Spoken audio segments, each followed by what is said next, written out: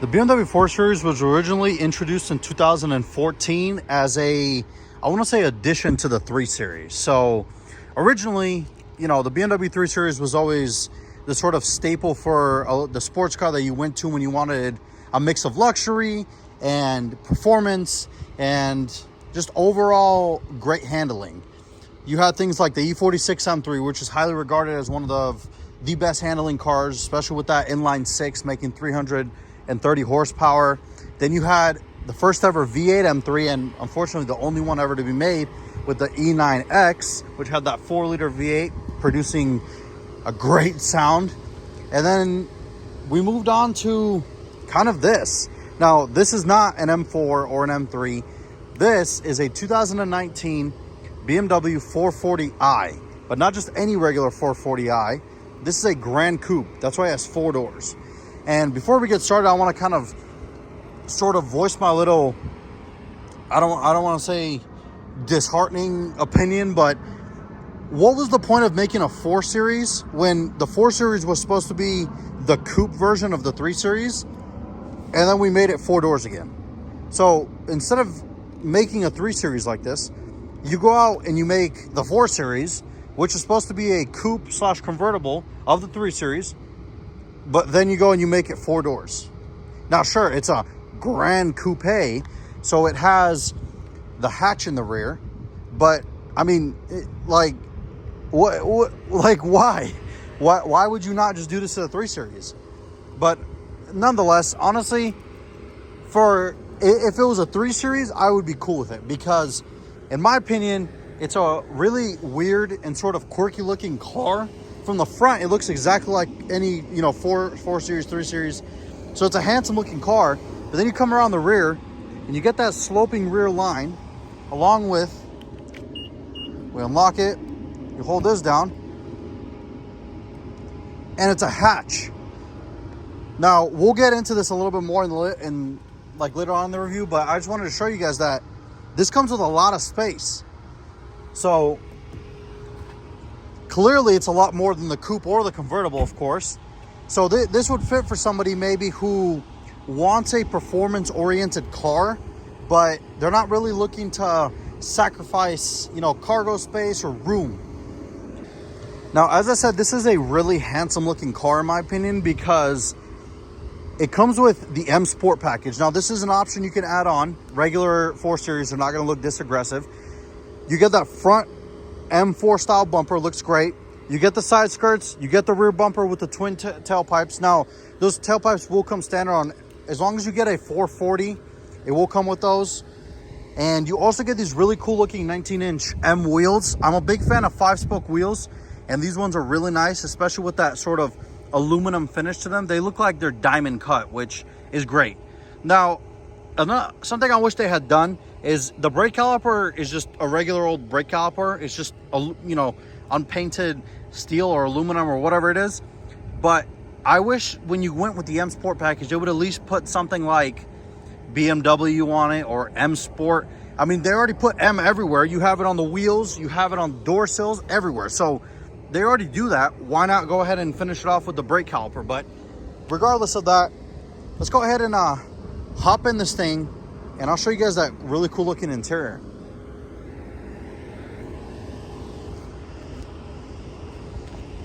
Now, my particular car here is a great color combination, in my opinion. You have that Alpine white, which is complemented by what BMW calls coral red. It's a really nice color combination. White and red is a very, very handsome and sporty combination, especially for a car that, if you're buying, like we said, you want a sportier car but still have 4 doors and a good amount of cargo room. This is a great spec. The M Sport package, the white with the red, great. And another thing you notice is the doors are pillarless. So you have that coupe moniker because, of course, it's based off of 4 Series coupe. So the windows look great. They're pillarless. And you don't have to worry about those huge things hitting you if you ever bump into them. But to hop in it, first thing you notice is it is if you're a taller person, you might want to be careful how you hop in, because at the end of the day, it's based off of a coupe. So of course you're gonna have some, you know, the headroom's not gonna be the greatest. This isn't as roomy as a 3 Series is, but it's also not a bad place to be. I feel really nice in here. I've put the seat all the way down, so I have a good amount of headroom. And yeah, now to fire up the car, pretty much every BMW since I want to say 07, 08 has push button at this point. So what you do is, I have the key in my pocket. You just put your foot on the brake, and the push button is right there. You just push it.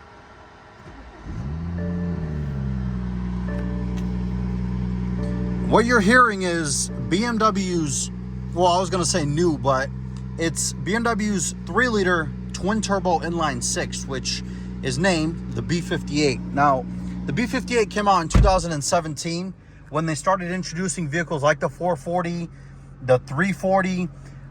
It replaced the N55, which arguably this is a way better motor, more reliable, makes more power, sounds better. And overall, it seems like it has proven itself to be a really stout motor throughout the years now.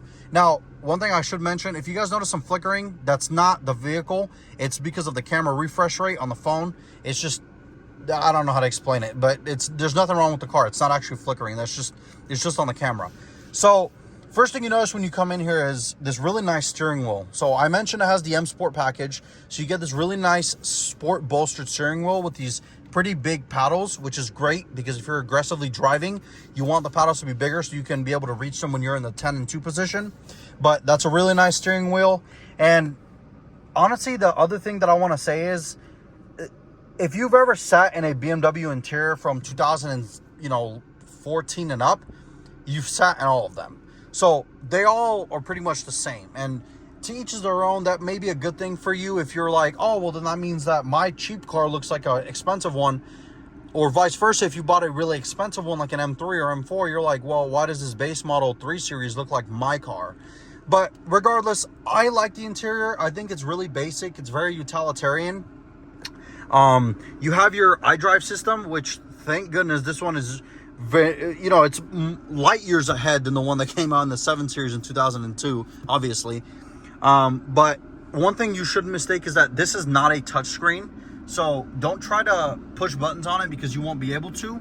You have this right here, which is the iDrive controller. So you have things like menu, you have media, you could go to map. So everything's controlled from here. And this also spins and turns and pushes. So don't try to touch it because you'll leave fingerprints and you won't do anything. This controls the whole system. So back to menu. It is a nice system, very quick. It's not slow by any means.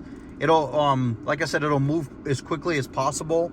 And it's very easy to learn how to use it. As long as you spend maybe like an hour with it, you'll know what you're doing. And it's pretty easy because you have all the buttons here, all the access buttons, so it's not really a problem. Here you have your radio controls. Thank goodness they have an old school style knob in the vehicle because now I can turn the volume up and down quickly. You also have the buttons on the steering wheel. You have mode, which is to change obviously between, like, let's say if you're using Bluetooth or the radio, FM and AM, pretty self-explanatory. You have your presets and then your seek buttons. Now, BMW does something that, thank goodness they did this. They integrated the climate control system like old school. So it's not integrated within that BS where you have to search for it to turn your vent speed down. If you want to turn your vent speed down, you just push this button. If you want to turn your temperature up or down, you just turn this knob. Thank goodness that they've done this because it's so much easier to use. You don't have to sit here trying to learn how to use it. You know, car companies out there make that mistake of implementing it within the infotainment screen, and people will tell you, oh, that's great. Well, me personally, I don't like it because it's extra BS that I don't want to deal with. But checking out here, you have 2 cup holders.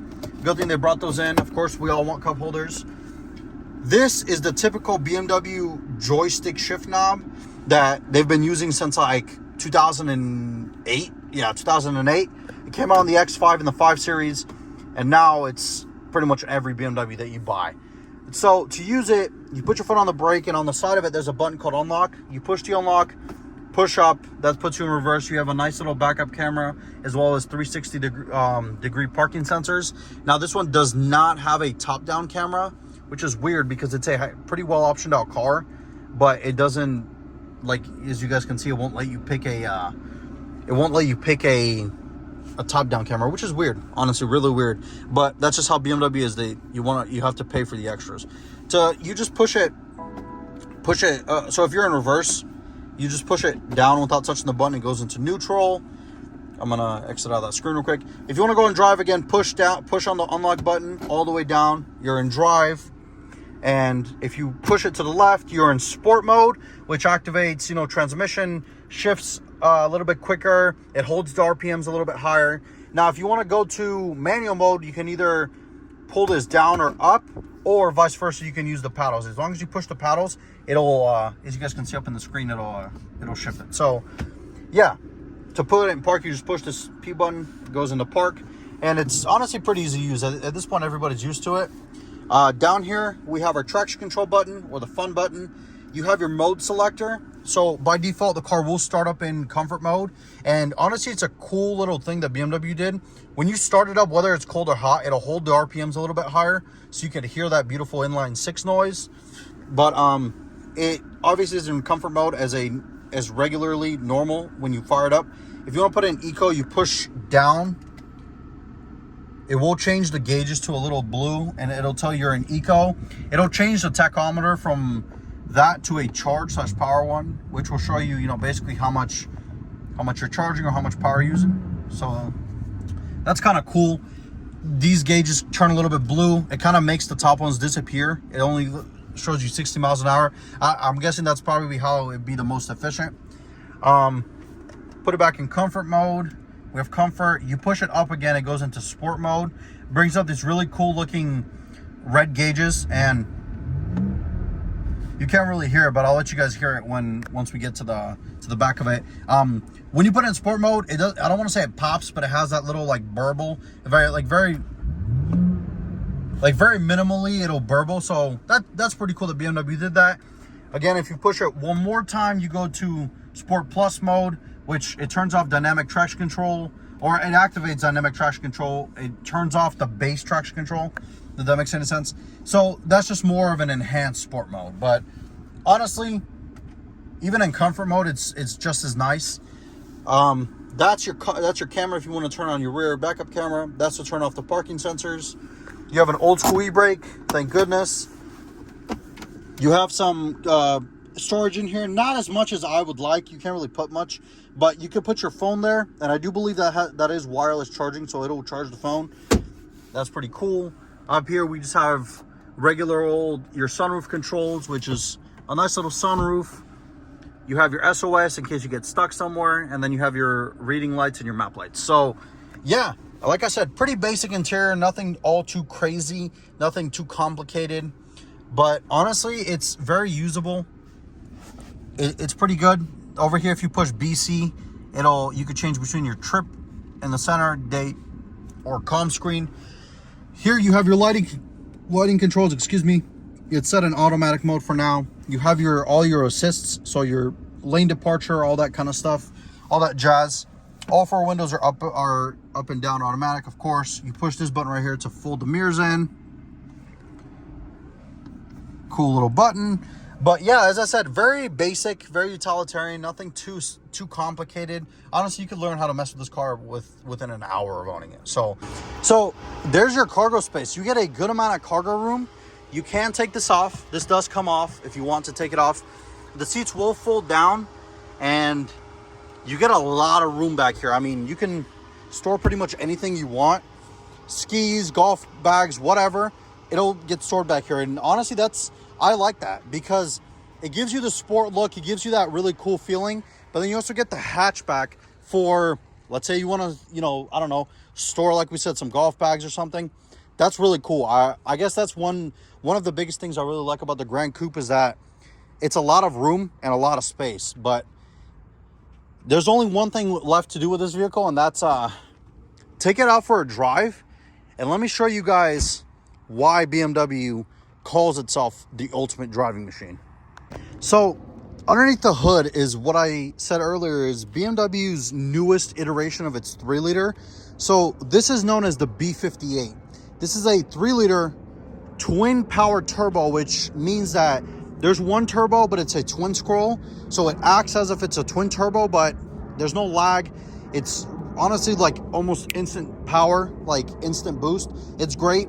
And in this iteration, in this specific car, it makes 320 horsepower and 330 pound-feet of torque. Now, it is rated for about 21 in the city and a shocking 32 on the highway. That's fantastic for a car that is really quick for a daily driver. I mean, honestly, you're never going to struggle to have issues with, oh, I can't pass this person on the highway. Because as soon as you hit that throttle, the boost kicks in and you're off. It's a fantastic, motor. It is mated to a ZF 8-speed, which shifts fantastically. It's very quick. It's very responsive. And there's only one thing left to do. Let's go ahead and hop in the driver's seat and see how this thing drives. So we're setting off in the 440 Gran Coupe. And honestly, the first thing I want you guys to think when you get behind the wheel of this is a very well-refined car. My only, and I can say my only gripe with the interior is that there are some plastic bits, but it is what it is. You know, every car has it. And aside from all that, this ZF 8-speed shifts very quickly. It is a very nice transmission. It's very smooth. You don't even feel the car shift. That's how smooth it is. I like it. I really do. I really like how quick it is. And when you want it, it can be aggressive, as we'll see in a second when we hop on the highway, but it's a great platform. And this motor, it's quiet, maybe too quiet for my preferences. You guys know with how loud the AMG is, but I kind of wish it was a little bit louder. Even when you put it in sport mode, it's not that loud. I do like it though. I really do. It's got a good amount of power for what it is for an everyday, like daily driver vehicle. It's got a good amount of power. It is a nice car. So I'm gonna flip a little turn right here and we can kind of get on it a little bit. Obviously, I'm not gonna get on it too much because we're on public streets, but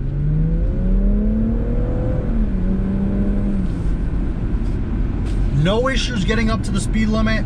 Speed limit here is 35. That was I got up to 40. No issues at all. I mean, that thing, it's great. The car's got, like I said, it's instant boost. It's instant torque. Not instant torque, but you guys know what I mean. There's no lag when you hit the throttle. There's no lag between, you know, when you push it and when it actually starts accelerating. I like it. I really do. It's a very nice, refined car. The interior, as I said, a little bit plasticky. Could use a little bit more, but the newer ones, they have fixed that. The new 3 Series is a really nice car. Now the only thing is, which one should you go for with these? You know, do you want the gas mileage? You don't really care about the performance, then maybe you should go for the 2-liter, you know, the turbo. But this one is the one I would go for. If it was 2019, I'm specking out my new BMW. If I was going to get a 4 Series Gran Coupe, I'd go for the 440. You know, the B58's a great motor. It's a great platform. They use it in the new BMW Supra. All jokes aside, but they use it in the new Supra because it's a great motor. It's reliable. It makes good power. It sounds great. Even with this, you know how quiet it is. It sounds great. I like it. You know, between each shifts, the ZF 8-speed does that little burble where it kind of like, I don't want to say pops, but it kind of burbles, and it sounds great. It's really fun. The only thing I kind of wish it did was, like I said, I wish it was a little bit louder.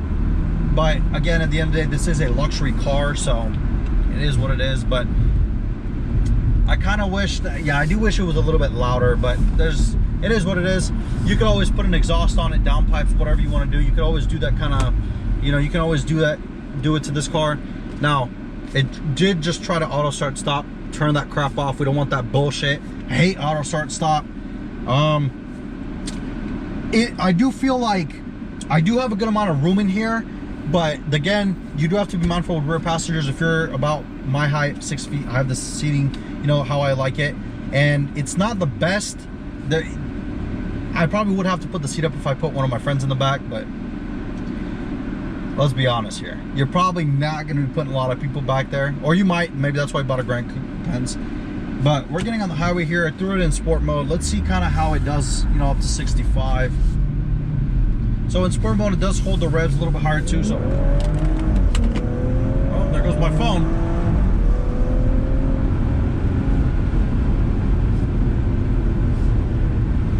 And now I have it in manual. I'll put it in manual mode so I can shift it.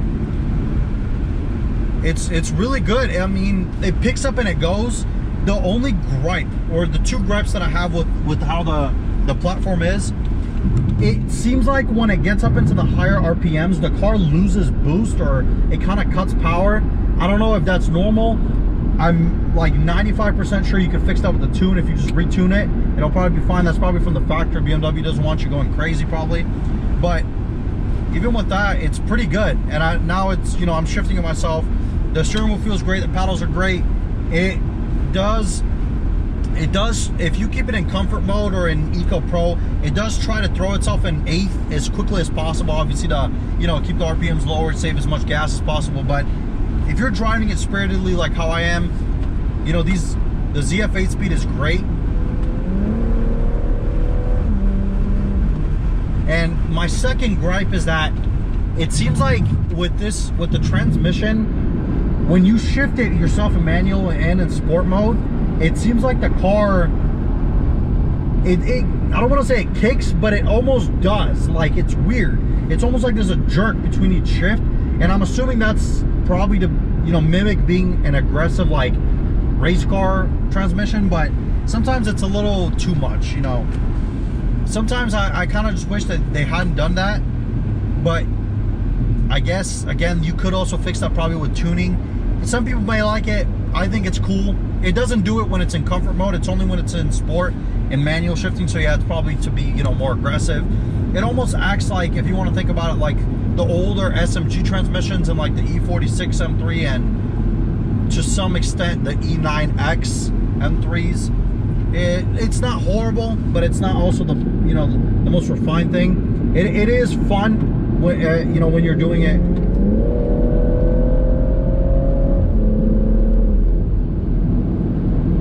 And honestly, you could get yourself in some trouble with this car, because this thing really picks up speed. You don't even realize you're picking up that kind of speed, because it's very well refined in here. You do get some road noise because the wheels are, you know, 19-inch, so you will get some road noise, and depending on the tires you run. But aside from all that, great interior, very well isolated. I like it. It's a great platform, and this B58's a great motor. I mean, my thing, what I would do instantly is tune, downpipes, exhaust. Well, I guess downpipes and exhaust is the same thing, and then an intake, and that's it. I wouldn't touch anything else. You could go crazier. You could go E85, bigger fuel injectors, fuel pumps, you know, turbo, but you don't need all that. Just an exhaust and an intake, and this thing sounds great. It would probably perform great too, even with a tune. But yeah, you guys know I'm a Mercedes guy at heart, but I love BMWs, not all of them, but most of them, and I do like the B58. It is a great motor. You guys let me know down below, what do you guys think about the B58? Is this something you'd pick, or you think you'd go for maybe the Audi or the Mercedes? I don't know. I like this car, I really do, and it's for younger people, like people my age. You know, I'm 23. It's definitely styled towards, you know, people my age. It's aggressive, but it's also luxurious. It's a great car, and it handles great too, because the motor sits on top of the front axle. It handles great. So this little turn right here, I mean, well, obviously we're not going crazy speeds, but I like it. I really do. I truly do. I think it's a great car. It's a great platform. I haven't driven the new 4 Series yet. I've driven a newer 3 Series, and they drive great too. But let me know down below, you guys. Let me know, what if you were getting a 4 Series like this, would you go for the 430 or the 440? Now, of course, you can't go for the M4, but you cannot get an M4 as a Gran Coupe. They don't offer that. It's only a coupe, 2-door hardtop, or you can get it in a convertible with a hardtop, depending on what you want. You guys let me know down below. What do you guys think? Would you go for the Gran Coupe, or are you going for the M4 or the 430? The 2-liter's not bad either. It's quiet, gets better gas mileage, but it's also not as peppy as this thing is. Man, that 8-speed does shift. It shifts so quickly. And like I said, you know, when you have it in comfort mode, when you have it in regular, you know, you let the car shift, it does not do that, you know, like almost kick. It's not kicking, don't get me wrong. It's great, it's fun. It just seems like sometimes you'd probably be like, what's it doing? But ooh, clown shoe BMW M car. How to point that out. That's a great car. But yeah, thank you guys all so much for watching this video. Let me know what you think of the 440, and is it something you'd consider? I'll catch you guys in the next video. Take it easy.